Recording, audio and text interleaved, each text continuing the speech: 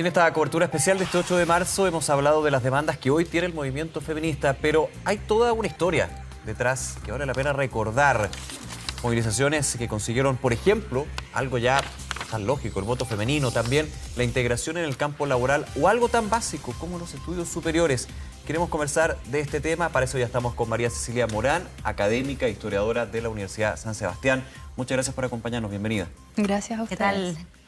A ver, hay todo un desarrollo histórico, evidentemente, que nos lleva a este punto, que nos llega a esta movilización, a esta huelga feminista, a reivindicar lo que es la figura de la mujer tan importante en nuestra sociedad. Pero hablamos de logros que se han obtenido con muchos años, con mucha pelea. Por ejemplo, el voto femenino, la educación. Partamos un poquito de atrás. ¿Cómo ha sido el desarrollo, la evolución del movimiento feminista en nuestro país? Mira, para hablar de ese desarrollo al que tú te estás refiriendo, hay que remontarnos al siglo XIX. En el siglo XIX nos encontramos con las primeras mujeres que, si bien no tenían derechos políticos, van a encontrar sus propias maneras para poder expresar lo que pensaban, lo que sentían. Tenemos que aclarar que en el siglo XIX, y bueno, hasta hace muy poco, refiriéndome al siglo XX, a la mujer se le asignaba un rol específico. La mujer tenía que hacerse cargo del hogar, del cuidado de los niños, servir al esposo, ¿cierto? E inculcarles valores cristianos a sus niños. Domésticas de educación para los niños, y solamente los niños, no las niñas, y para las niñas ser también una buena ama de casa. Claro, justamente, a los niños, a los dos se les inculcan y se les refuerzan valores religiosos, y claro, justamente a los niños se les educa como futuros ciudadanos, ¿verdad?, que se van a desempeñar en el espacio público.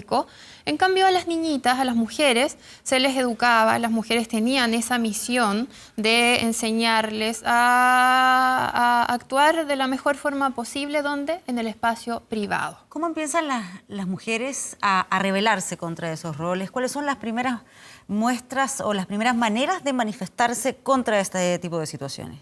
Mira, nos encontramos con que las mujeres de la élite, al menos desde mediados del siglo XIX, como te comentaba recién, van encontrando sus propias maneras de poder expresarse. ¿Por qué? Porque si bien en el espacio público no podían hacerlo por la falta de derechos que tenían, sí lo hacen,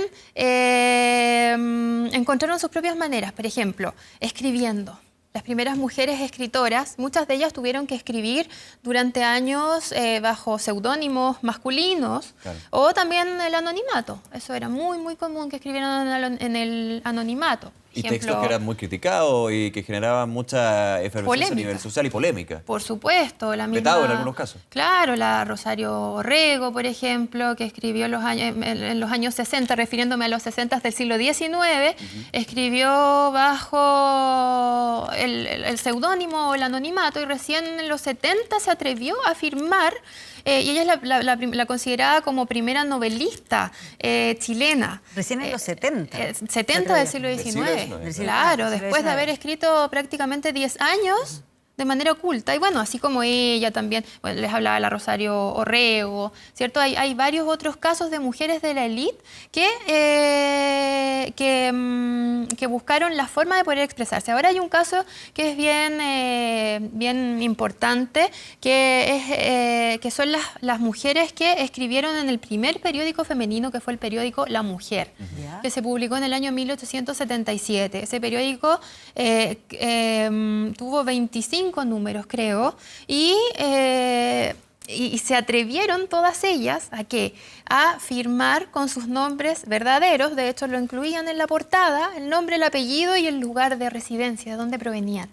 ¿Y de qué hablaban? No hablaban de cómo maquillarse o cómo vestirse, sino que se atrevían a hablar de temas relacionados ¿con qué? Con la historia, la literatura, cosas que en ese momento eran, pero eran complejísimas que las mujeres se atrevieran a hacerlo, y menos en un periódico fundado solamente por Estaban reducidas solamente para los hombres, probablemente, los que mantenían ese tipo de conversaciones o sobre esos temas. ¿Cuáles eran las demandas de las mujeres en esa época? Mira, en esa época las mujeres, estas primeras mujeres que se atrevían a escribir, lo hacían de alguna u otra manera teniendo el respaldo o con una base católica cristiana, ¿ya?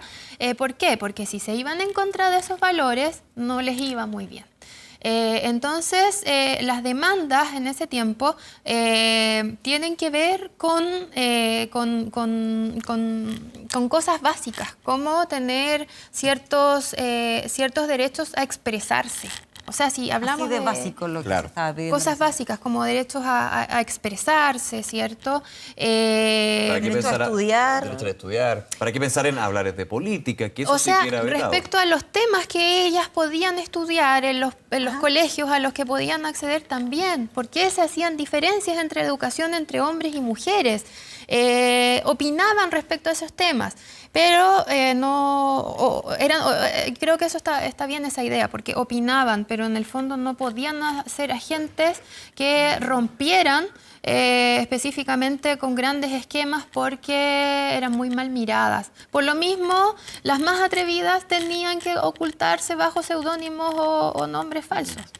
Sí, hacia la época moderna, ¿cuáles son los hitos que de alguna manera van generando esta evolución del movimiento feminista? Hay temas, hay puntos que se comienzan a abrir, pero finalmente esa brecha desde la sociedad civil, desde la sociedad patriarcal, se hace aún más profunda, porque pueden tener más participación las mujeres en Chile, pero finalmente tienen miedo a participar, y ese miedo lo genera la misma sociedad. Por supuesto, aquí hay una base cultural que se estableció en el siglo XIX, estamos hablando del siglo XIX, estamos en el siglo XXI, y esas bases culturales, ¿verdad?, Duraron mucho tiempo. las tenemos Y hasta el muchas día de hoy, ellas hasta digamos. el día de hoy. Entonces, el trabajo que hacemos los historiadores en ese sentido creo que es clave. ¿Por qué? Porque vamos viendo ciertos hitos, ciertos avances, pero también hay un montón de retrocesos en el movimiento femenino, en el movimiento feminista, ¿ya? Que es una lástima que hayan... ¿Cómo cuáles, tipo por de ejemplo? A ver, Sí. antes de llegar a los retrocesos, me gustaría comentar una cosa. Sí. Acá hay un punto que es clave también para poder comprender todo esto, y es la ley Amunátegui. El decreto Amunátegui del año 1877 les permitió a las mujeres algo radical para ellas, que fue acceder a la educación universitaria, poder ir a la universidad. Ahí nos encontramos con estos casos como, por ejemplo, el de la tan famosa e importante Eloísa Díaz, Sí. que no solamente fue la primera mujer en medicina. estudiar y en atreverse, porque en el fondo atreverse a estudiar medicina, a ocultarse atrás de un biombo, al ir a clases con la mamá, porque no podía andar sola por la calle, entonces se atrevió. Ella en su tesis aclara en la introducción de su tesis lo difícil que fue, pero además de aclarar lo difícil que fue, ella alienta, es muy bonita, la tesis está en internet, por si alguien la quiere buscar. Ella alienta a las mujeres a atreverse, a ser atrevidas, a atreverse a romper con los esquemas. Y creo que eso es importantísimo. Bueno, así como Eloísa Díaz, que no solamente fue la primera mujer en Chile en estudiar, no solamente tiene el mérito de haber sido la primera mujer en estudiar medicina, sino que también fue la primera mujer en Latinoamérica. Es así de importante. Nos encontramos con que las mujeres comienzan a estudiar. ¿Qué es lo que estudian? Estudian, por lo general, labores que están asociadas al espacio privado. Nos encontramos con las trabajadoras sociales, ¿cierto? Las trabajadores sociales que fueron muy importantes porque lograron acercarse a las mujeres de su tiempo y comprender realmente cuáles eran las principales demandas que ellas tenían, los problemas. Las enfermeras también fueron claves, las enfermeras que iban, revisaban a las mujeres, podían contarle también ciertos problemas médicos que tenían, que no les atrevían a contárselos a hombres. pediatras, médicos, entonces eso también fue importante. Y también las primeras abogados, las primeras abogados que ya de manera muy temprana en el siglo XX comienzan a proliferar. Sí, María Cecilia, para ir ya cerrando, con esta mirada histórica, ¿podríamos definir en qué etapa está ahora el movimiento feminista? Sí, mira, yo creo que este es un momento clave para el movimiento feminista porque las principales demandas están saliendo a la luz pública, ya sea por redes sociales, por diferentes medios, y eso es muy importante porque ayuda a tomar conciencia y a que esa toma de conciencia se masifique de una manera, creo que es clave.